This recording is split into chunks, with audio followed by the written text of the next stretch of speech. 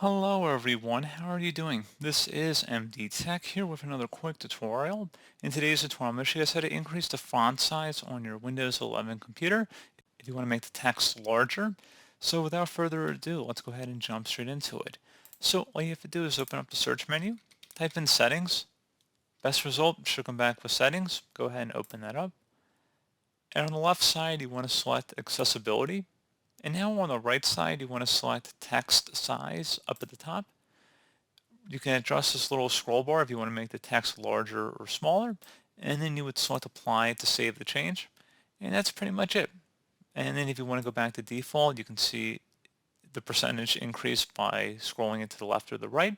If you want to go back to default, just scroll it all the way to the left, and that'll set it back to the default 100%.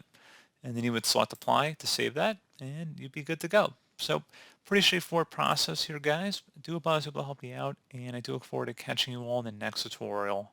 Goodbye.